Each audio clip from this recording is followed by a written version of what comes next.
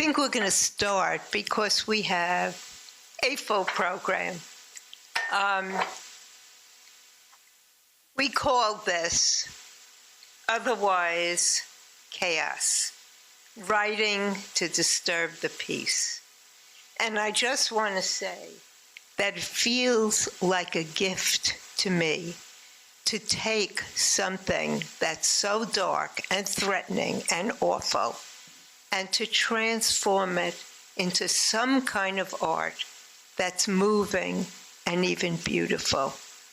So I am very proud of my interns who initiated this and put it together. And here they go. Okay. Michelle?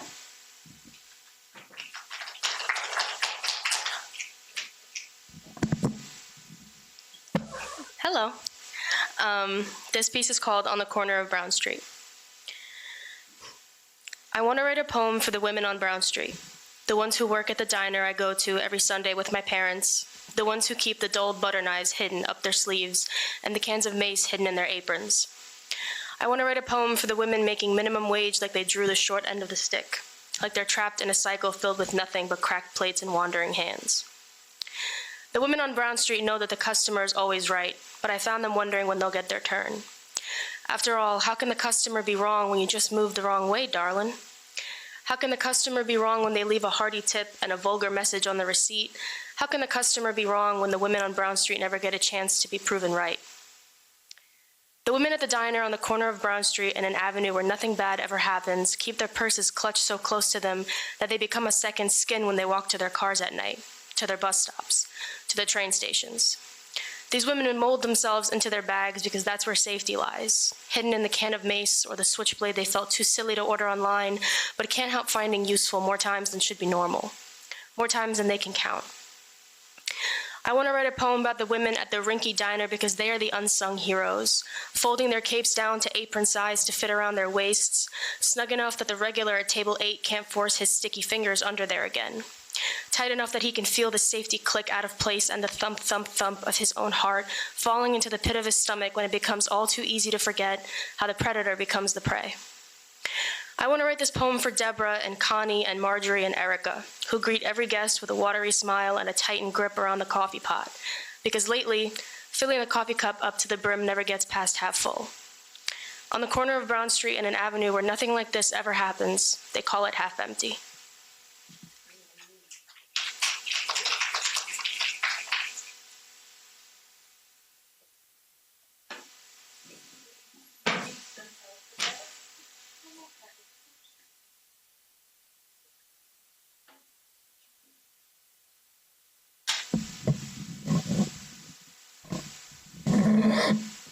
Okay, sorry.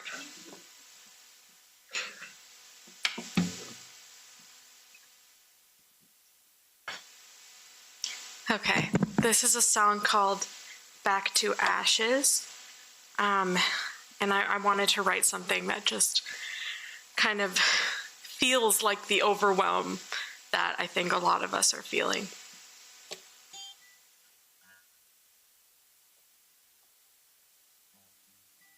Okay.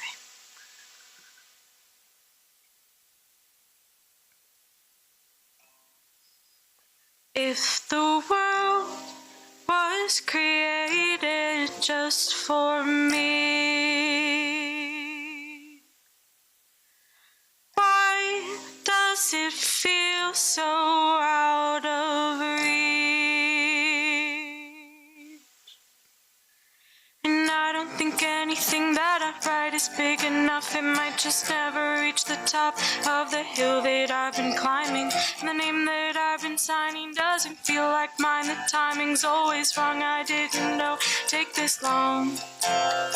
Assess the damage and the cost. The irony's not lost on me. I'm fragile, I'm a rock. I'm from ashes, I am from dust. Please stop the ride, I wanna get off. Go back to ashes, back to dust. I've seen abuse of power, met the beast and it devoured parts of me, and I'm not sure I'll get them back. What once was sweet has now gone sour, losing sleep and growing flowers out my ears. You turn a blind eye, turn your back. But look at me back on my feet, an uphill battle and it's steep, but I grew coarse and I grew tough. I grew from ashes, I grew from dust. Please stop the ride, I wanna get on. Go back to ashes, back to dust. Thought that I'd be smarter, thought by now I should be farther down the road. It takes a village to leave it on your own. Don't say that there's no timeline, no, I'll never make up my mind. Think I lost it somewhere outside in the snow. The only thing that motivates me is fight and rage and jealousy. It's never good enough, I turn to ashes, turn to dust. Please stop the ride, I want to get off. Go back to ashes, back to dust. No one asked permission, ain't it vicious? They commodify your fear, selling your broken bones as gift shop souvenirs. I built myself from nothing cause I had no other option, and then let all those who watched it call it strength. I only wanted to be safe, and still I'm waiting for the day that my wings begin to rust. Back to ashes, back to dust. Please stop the ride, I wanna get off. Go back to ashes, back to dust. Please stop the ride, I wanna get off. Go back to ashes, back to dust, back to dust.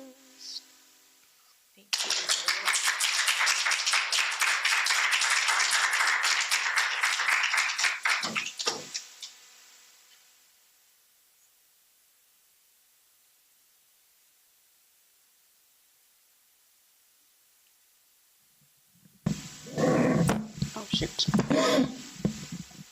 Okay, hi, I'm Kat, and I'm going to be reading It's Easy to Believe Him. It's easy to believe him. It's easy to believe when it's not your family being deported. It's easy to believe him when ICE agents are only hunting down criminals who have illegally entered the country to leech off of Social Security and Medicare benefits. It's easy to believe him when it's not your identity being erased. It's easy to believe him when only two genders exist. It's easy to believe him when the LGBTQ agenda is infecting our kids. It's easy to believe him when a woman's right to an abortion is a murderous sin that should be eradicated. It's easy to believe him when it should be up to the states to decide what happens within their boundaries. Maybe they skipped that day in school when they taught about the Civil War. It's easy to believe him when climate change isn't real. Haven't you heard? The climate's always shifted like that. It's easy to believe him when the 2020 election was stolen from him. They clearly allowed for the fake votes to be counted. It's easy to believe him when January 6th was just a peaceful protest. It's easy to believe him when the peaceful transfer of power is just a slogan the liberals made to disturb the peace. It's easy to believe him when the mainstream media is rampant with lies, but don't you worry, Tim Pool and Joe Rogan are here to provide us with the truth. It's easy to believe him when we're sending all our money to Ukraine instead of giving it to our homeless or helping our veterans. It's easy to believe him when Andrew Tate is your herald of true masculinity. Feminism has gone too far, and women are far too promiscuous. It's easy to believe him when COVID-19 was a hoax. Of course Fauci is a criminal. Why else would Biden have pardoned him? It's easy to believe him when he promises you wealth and safety and the words cognitive dissonance mean nothing to you. It's easy to believe him. It's not your future, not your rights, not your family. So believe him until America is swallowed whole. Believe him until you realize he contradicts every statement he makes. Believe him until his lies begin to suffocate you. Believe him until there is nothing left but him to believe in.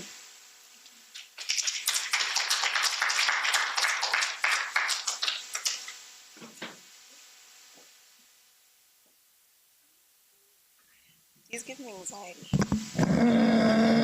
Okay. All right, I'm Zoe, and I'm going to be reading My Greatest Weapon. I've come to realize that faith is my greatest weapon. If you would have asked me a week ago, I would have said it was my voice. On election day, I would have said it was my ballot. But what do you do after your country betrays you? When you're forgotten by your neighbors? I choose to look upward, past the clouds in the sky, the sun, moon, and stars, into the one who created them. Faith is acknowledging what it looks like, but choosing to trust in something, someone greater. Faith is reminding myself of who's in control, remembering who's on the throne. It's trusting the one who split the sea for Moses and his people to walk into freedom from slavery. It's thinking of Hagar, an enslaved African woman who was battered, bruised, and abused, forced to bear a child, and remembering how you heard of her cries of despair. It's remembering what she named you, Elroy, meaning the God who sees. Faith is remembering that you see me and my community, and not only do you see us, you love us too. You love us so much that you died for us. Faith is relying on what you told me, after I opened up to you about how scared I was. They might not be taking you into consideration, but I am. No weapon formed against you will ever prosper. Weapons aren't just guns and knives. They're policies put in place to take away my freedom and autonomy. They're departments of officers who were trained to take my life before asking any questions. They're white supremacists masquerading as Christians and teaching a false doctrine that speaks of my people as if we don't matter to you. Faith is remembering that Jeremiah 29:11 is still true. You have a plan for my life, plans for good and not for disaster, to give me a future and hope. Nothing, no one in the White House, no policy, no legislation, nothing will ever get in the way of what you have planned. America has spoken, and I'm not sure what will come next, but I am sure of who you are. So I'll look to you. I'll hold on to my faith, even if it's the only thing I have. Thank you.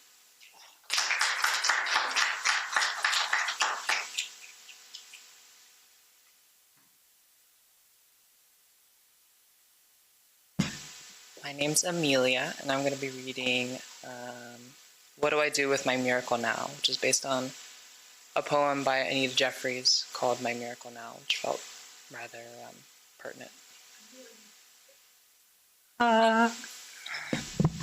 Like,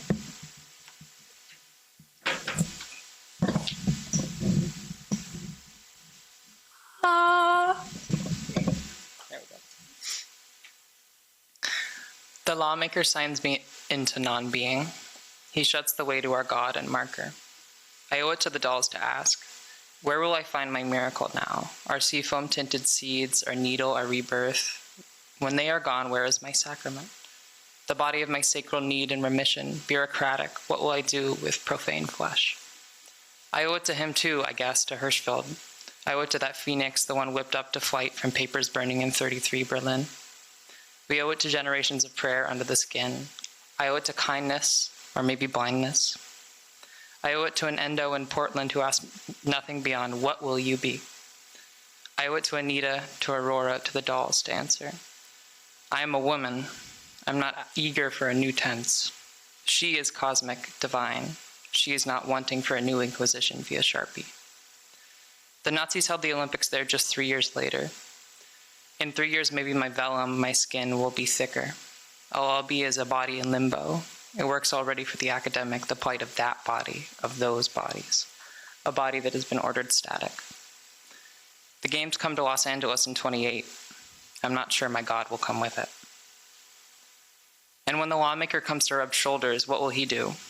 When the darkroom twink has lost their plush luster, when his dulcet pings don't reach the girls, when his money catches no fish from his hotel room, what then? I owe it to Monique, to Brianna, to the dolls to plead. How will I make my miracle now? Am I to be a yearning, an eidolon, an echo of need, a pilgrim forever waiting outside the house of my God? The way is shut. How can I turn horse piss into a new Eucharist? How can I make God come alive in my breast? Can I trust this woman who has not tasted God and sea green seeds sprouting like a garden under her tongue? Can I trust this boss? Can I trust this bureaucrat? Can I trust this overseas surgeon? Can I trust my way back home to the land of the lawmaker? Can I trust this group chat? Can I trust this doll with a broken doorbell? Can I trust these hand-pressed pills? Perhaps the lawmaker will trust us with his desire and darkness. Perhaps he will learn to pray for himself, perhaps even out loud. Perhaps I misjudge him. Perhaps he fucks us because he hates us, and that is all. Perhaps history is prescient and curved. Perhaps we will all rise hot like Berlin paper. I owe it to the dolls to cry. I owe it to the dolls to love. I owe it to the dolls to fight. What do I do with my miracle now? What will I do on a warm July morning? Where is our transsexual Christ? I pray with the air in my bones, the aching ancient call of softer sides, a wreath of lovers' hands around them, communion. What will I do, waiting for my womb to unfold from nothing? I owe it to the dolls to hope, if God doesn't open her way through my hips, if we rise in ash again, that our daughters and granddaughters come like birds bearing seeds back to burnt forest, and that they are weathered of fire.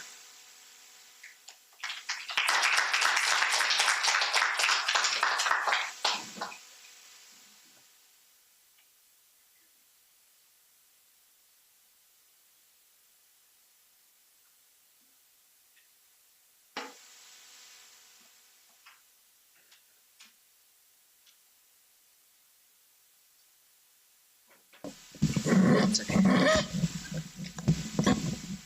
Thank you. I'm gonna stand. Yeah, thanks. I'm Leo.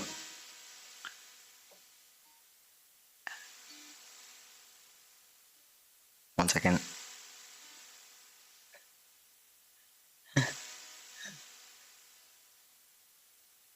Imagine if this was a song.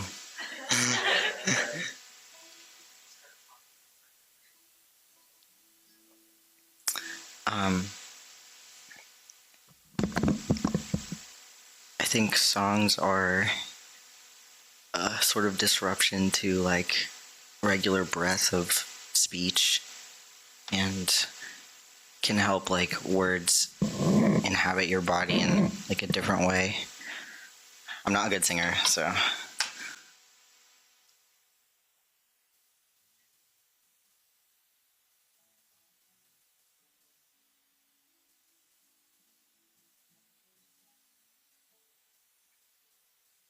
Princess Mosquito, kiss me once before you go.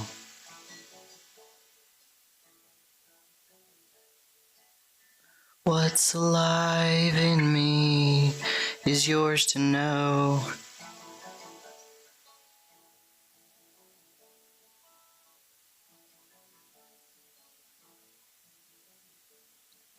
Talk to an angel with a dress made of heartbeats.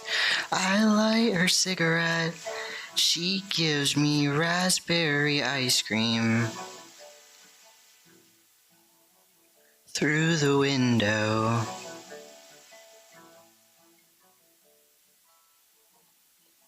What goes up must come down.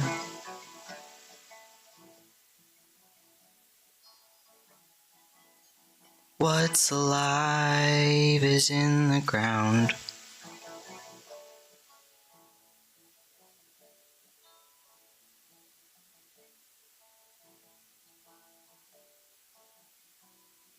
I'm up all night,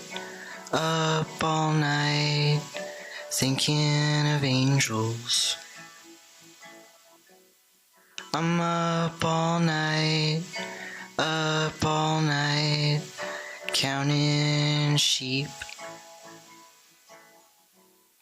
I'm up all night, dreaming of sleeping. I'm up all night,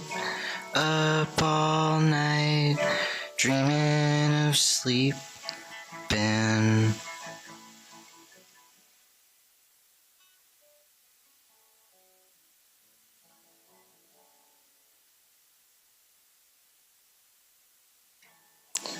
What goes up must come down.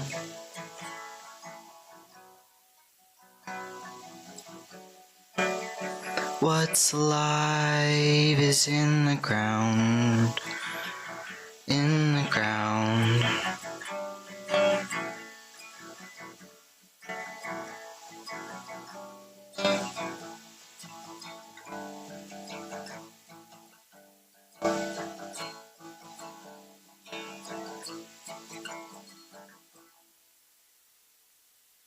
Thank you.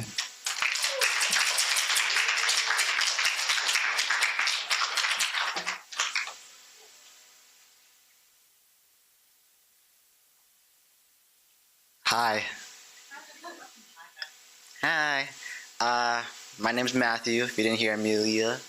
This is my poem, Caterpillar Heart. I wrote this on Friday. I listen to the sound of air. There is knowledge I cannot yet reach, and there are sounds I cannot yet hear. For a long time, I've wondered how to open people's hearts, with a kiss or with a knife. As I trail my fingers around its outline, I realize I have no key, that your heart is locked as much as mine. I'm scared because I don't have any answers. I'm scared because I'm unable to fly. My heart is closed. I guess I too have thrown away the key. I must learn. I must dive in. I must feed. There's so much to learn. I can't even breathe. Does all a caterpillar want is to eat and sleep? Perhaps I must rip my heart open if I can find the key. Or perhaps I must find the key, but where is it? Where is the key? I'm scared because of who I can't be. I want my wings to grow, but they won't. There's an emptiness in my longing. There's an emptiness in me. I place my hand on my heart this time, and I feel its warmth. It yearns to feed. I will open my heart, and I will become it. I will feed it with my flesh and my soul.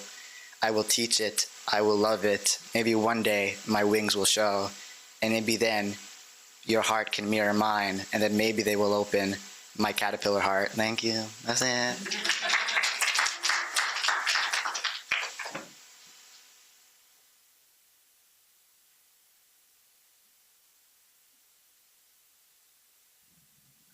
Hi, I'm Sabrina, and I'm reading a piece called "In the Home of the Terrified," which is inspired by a Ben Platt song of the same title. In the land of the free and the home of the terrified, I don't know what tomorrow looks like. I wake up every morning with the possibility that I fall asleep in a different world. It shouldn't be funny, but it kind of is, because I feel like I'm in some fantasy novel, one with alternate dimensions and big bad villains. I'm just hoping that means that there is some wonderful hero just around the corner getting ready to save us, but I don't know if I see it. Or perhaps I see too many. Because they're still good, there are still people who are fighting. I try to believe that they're accomplishing something, but change takes time, and I'm not one for patience.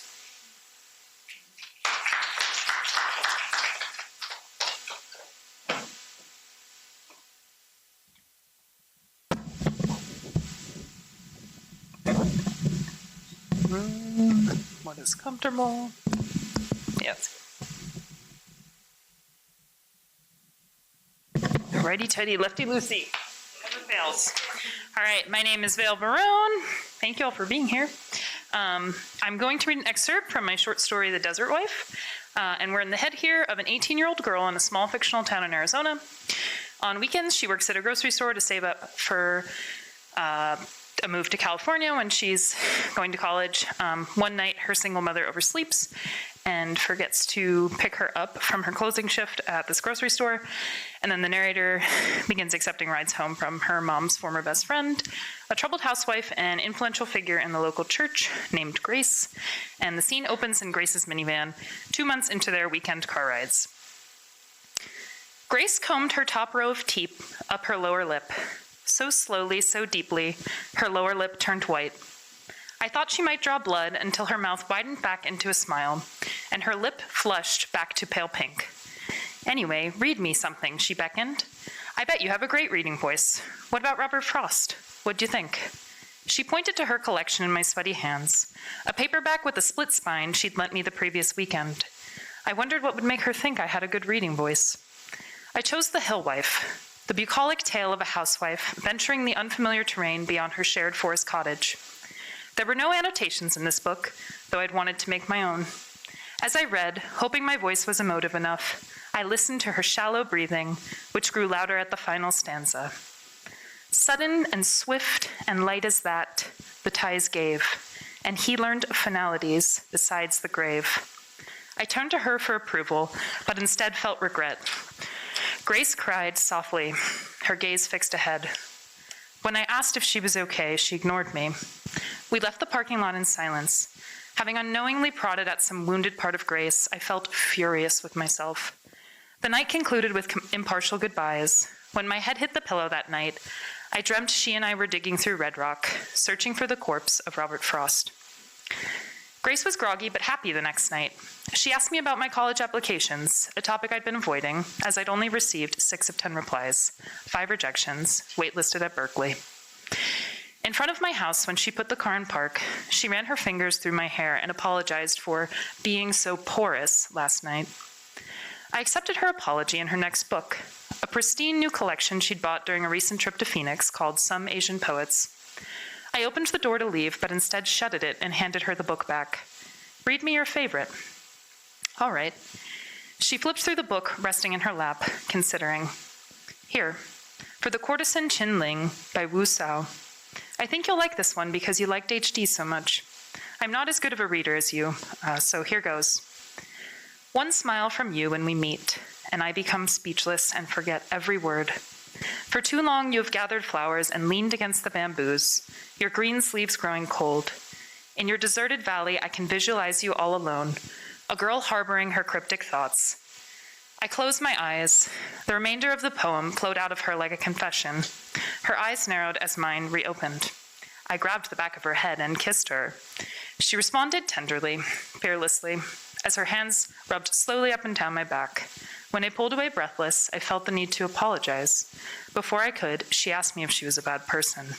Not even slightly, I replied. I am certainly a bad Christian, she said. Thank you.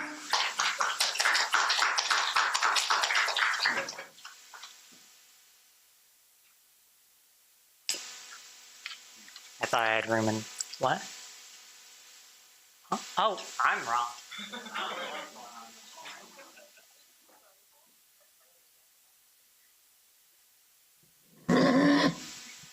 Hello. So this is called The New Court of Nero, and my name's Kai. Long hair is for times of peace, selfish relics of times and futures burned, watching the new court of Nero on my cracked screen, mourning doves on my neighbor's rooftop, crows overhead. I pray justice prevails against us. Mother of exiles, I pray justice prevails against us. Never in history has a president of the United States surrendered to an enemy. Never in history has the United States bent the knee to an emperor. Never in history have we truly been free. Is it so dreadful a thing then to die, perchance to dream that American dream, condemned to death as an enemy of the state? Oh, what an artist dies in me, all in black for our funeral. I pray I live to watch you beg. I pray I live to watch us die. Thank you.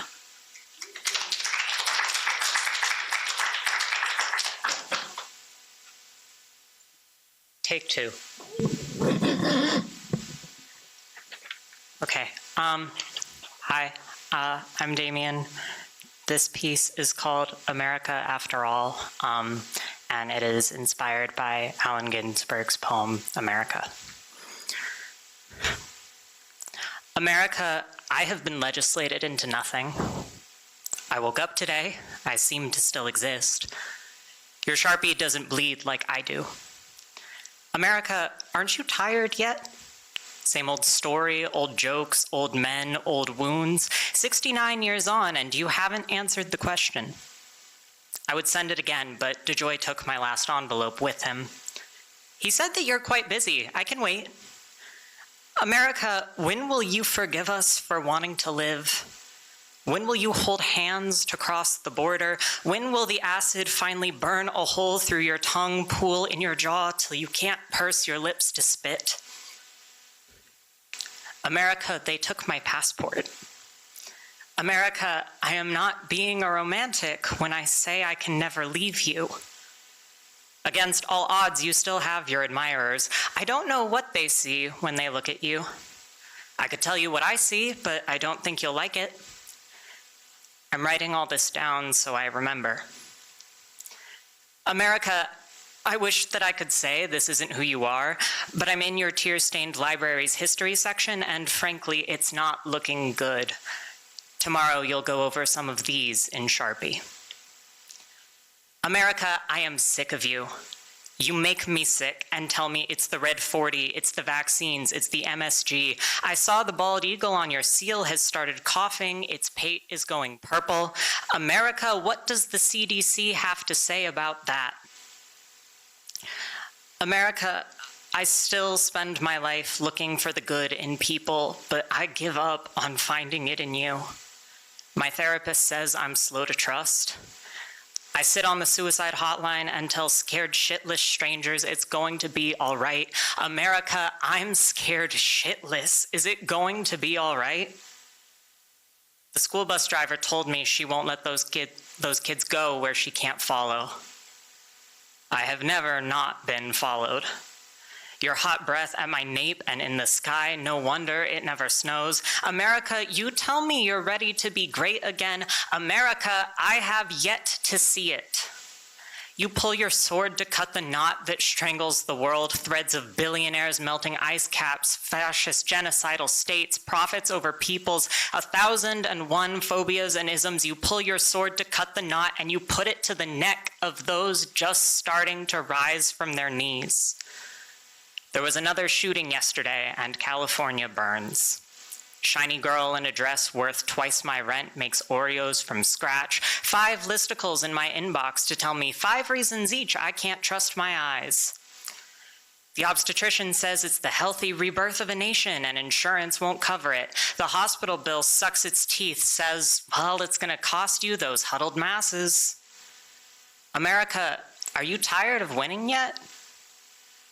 America, can I tell you something? I am tired of being brave without being free.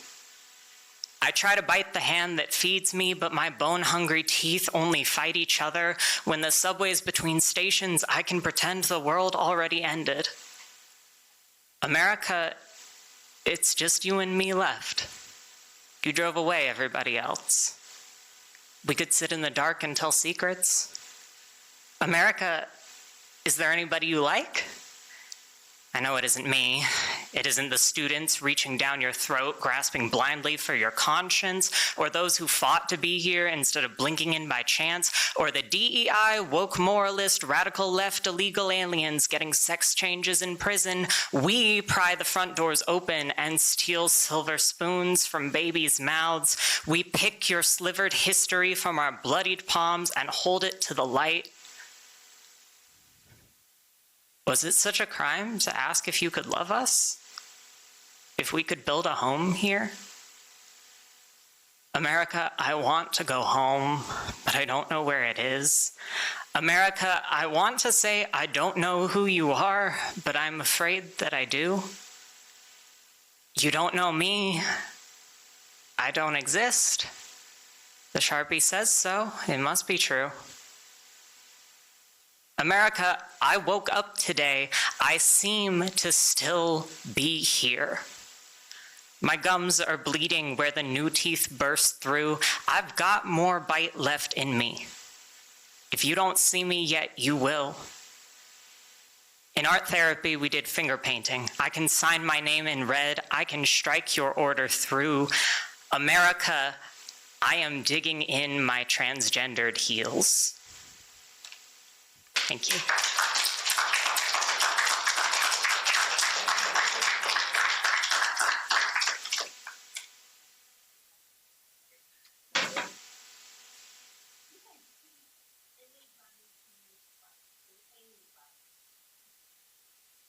I've been asked to host this.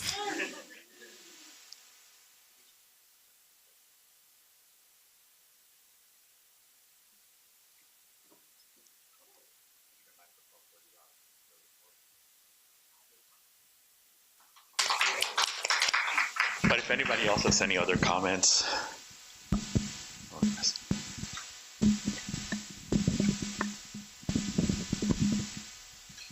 Can I ask how long you've been working on that poem?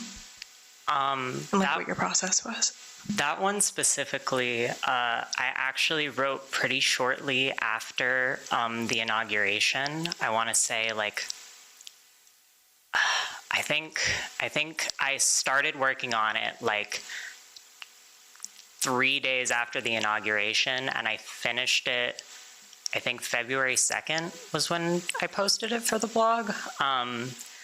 So yeah, my process on that one was I reread America by Allen Ginsberg a lot of times, and started like doing some research on like, you know, I'd read it a million times before, but like I didn't go back and like look at all of the references that he makes in it. So like I went back and I looked through those and I started thinking about like what parallels did I see going on like here 69 years later. And yeah, there have been a few last minute edits to it. The DeJoy line used to be different, but he doesn't work for the USPS anymore. So that line's different now.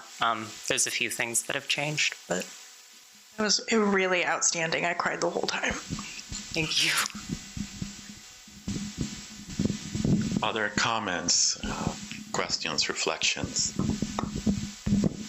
Amelia, I really liked the Hirschfeld metaphor with the phoenix and the burning Berlin papers. I thought it was really good. I thought both songs were very, very good. I liked how they were written, and everybody's writing was very good. Was there like a communal theme, or more or less? Does anyone else want? I don't want to like speak for everyone. The vague communal theme was like, as far as I remember, was like commentaries on the current political state. Huh? That one, disturbing the peace, which I think we all took our own approaches on, depending on our own specific disturbances, I should say.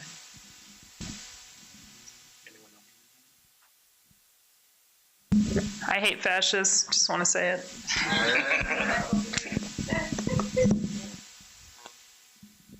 Hi. I am impressed because I did not initiate this. Of course, I was happy to support it, but we really are a community here.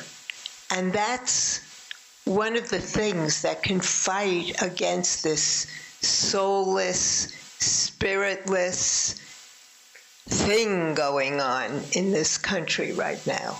And not to be afraid, although I understand there's a lot to be afraid of, not to be afraid to speak out. And I'm very, very proud of the students who are speaking out and singing out, you know? Okay. I guess I would just say everybody get in touch with their community, get the ability to do self-defense, whatever that means for you.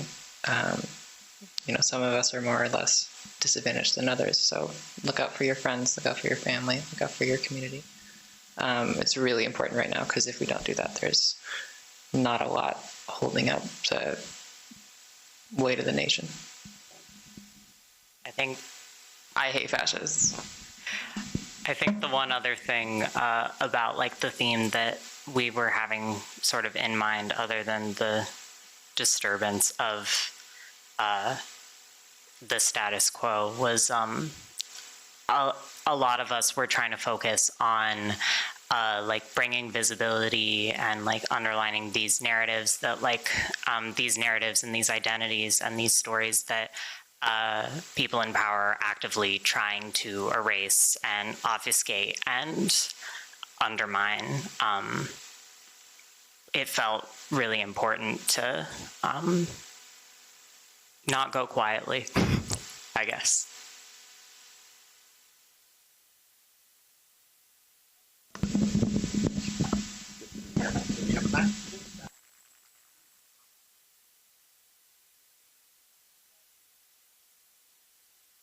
Bueno, Bill, I wanted to ask, like, you to talk about how your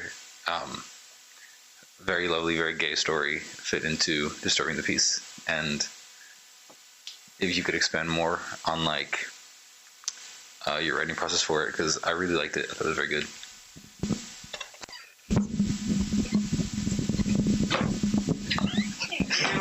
This is my exercise. There you go. Get your steps in. Thank you for the compliment. I don't know. Gay existence is resistance, honestly, in the current conditions.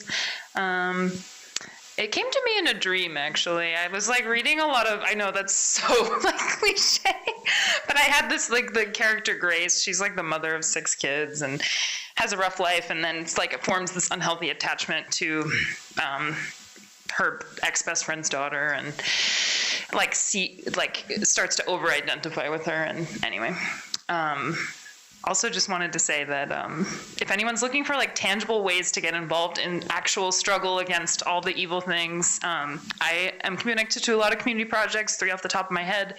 My housemate is part of a group making hormone replacement therapy and distributing it for free to trans folks. There's also Flatbush Mutual Aid, which Miguel over here is involved in. You could talk to him about it if you're interested. The group of neighbors in Flatbush meeting across the street from King's Theater to give like food and clothes to neighbors for free. And then a project I'm a part of called Community Jail Support, and it has 3 different branches in Brooklyn, Manhattan, and the Bronx. If you're interested in that, we offer warm food, cigarettes, shoelaces to folks coming out of jail. So, yeah. Resist with your art and your actions. Thank you so much to the whole panel. Thank you for sharing your spirit and your words and your wisdom. Thank you.